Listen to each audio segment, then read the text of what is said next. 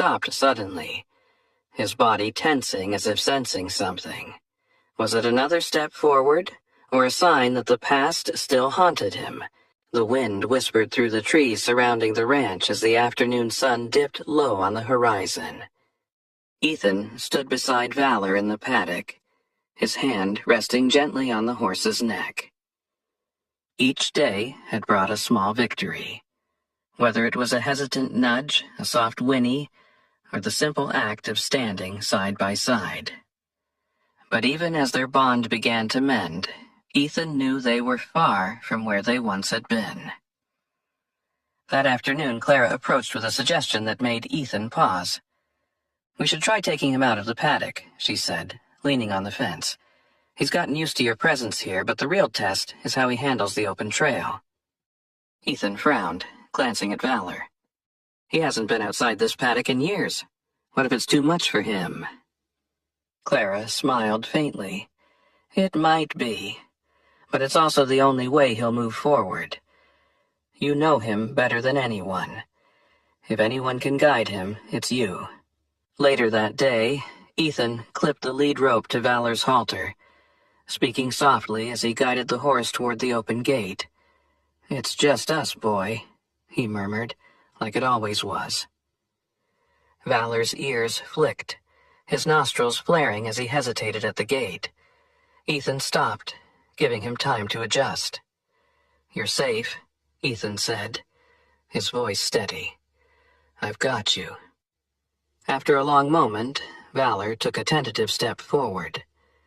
The ranch staff watched in silence as Ethan led the horse down the trail, his hand firm but gentle on the lead rope. Each step was deliberate, Valor's hooves crunching against the gravel path. Though his movements were cautious, there was a determination in the way he carried himself. The trail wound through a quiet forest, the dappled sunlight filtering through the trees. Ethan's voice was a constant presence, narrating their journey to keep Valor calm. "You remember this," he said. "We used to walk trails like this for hours.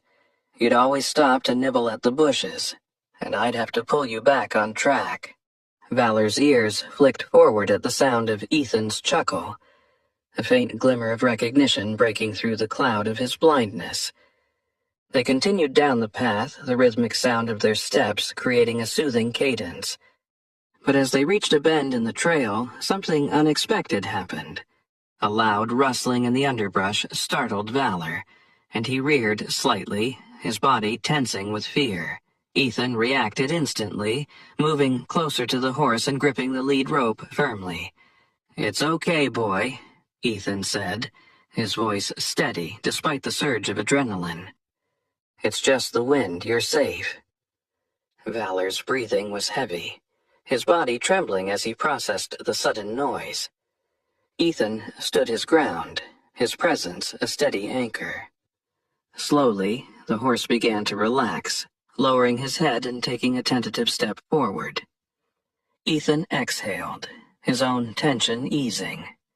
"That's it," he said, patting Valor's neck. "We'll take it slow." The rest of the walk was uneventful, but the moment lingered in Ethan's mind. It wasn't just the noise that had startled Valor. It was the memory of the battlefield, where sudden sounds often meant danger. Ethan realized that Valor wasn't just battling blindness, he was also grappling with the scars of their shared past. That evening, as Ethan brushed Valor in the barn, he spoke softly. "You've carried so much, haven't you?" he murmured. "More than I ever realized." Valor stood quietly, his body still, but his ears flicking toward Ethan's voice.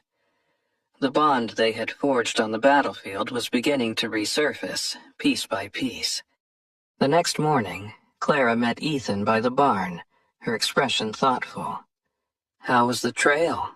she asked. "Better than I expected," Ethan admitted. "But he's still on edge. It's like he's stuck in the past." Clara nodded. "Trauma doesn't just disappear, even for animals. But the fact that he trusts you enough to leave the paddock, That's progress.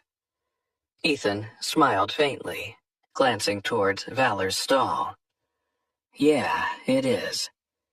That afternoon, as Ethan worked with Valor in the paddock, Paul approached with an idea. We've got a group therapy session coming up, he said. Veterans and their families. I think it'd be good for you two to be a part of it. Ethan hesitated. You think he's ready for that? Paul shrugged. Only one way to find out. Ethan looked at Valor, who stood calmly by his side. The idea of introducing the horse to a group of strangers filled him with apprehension, but he also saw the potential. Maybe this was the next step they needed. As Ethan agreed to Paul's suggestion, he couldn't shake the feeling that the upcoming session would be a turning point, for better or worse. Would Valor find the strength to connect with others? Or would the ghosts of his past resurface once more? The day of the therapy session dawned with a crispness in the air that hinted at the changing season. Ethan stood in the barn with Valor, brushing the horse's coat until it gleamed.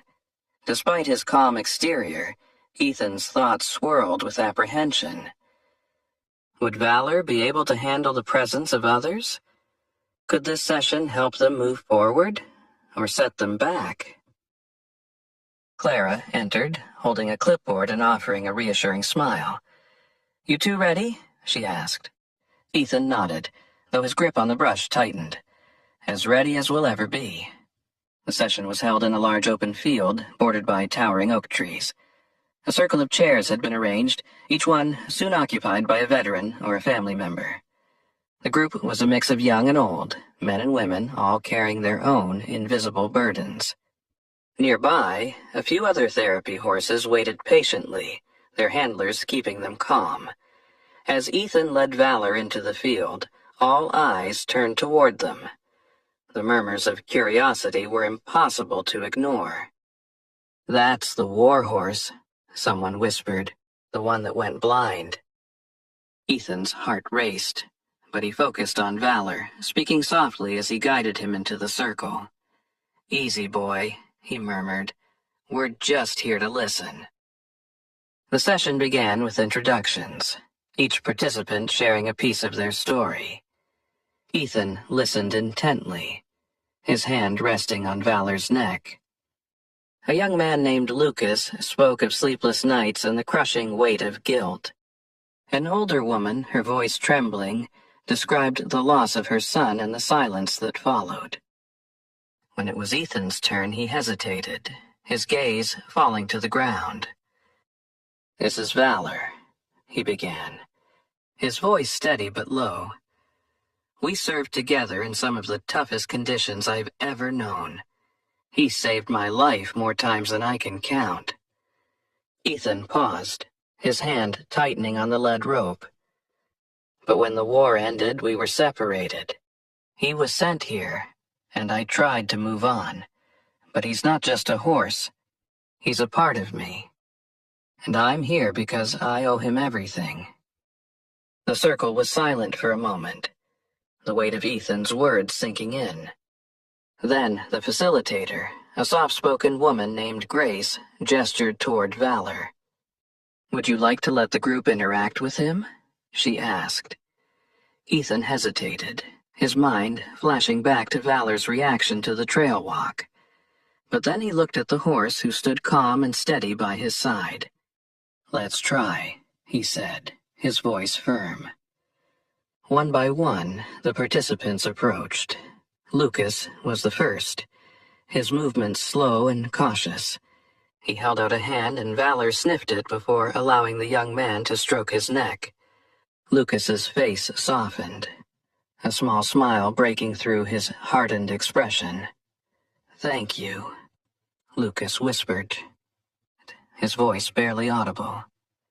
Others followed, each interaction building on the last. Valor remained calm, his ears flicking back and forth as if taking in every word and touch. When the older woman approached, she paused, tears streaming down her face. My son loved horses, she said, her hand trembling as she reached out. "Thank you for letting me do this." Ethan watched, his chest tight with emotion. Valor, who had once recoiled from any touch, was now standing still, allowing these strangers to connect with him in ways Ethan hadn't thought possible. As the session ended, Grace approached Ethan with a warm smile. "He's remarkable," she said. "And so are you. The bond you share is helping more than you realize." Ethan nodded, his gaze fixed on Valor. "He's the remarkable one," he said softly. "I'm just trying to keep up."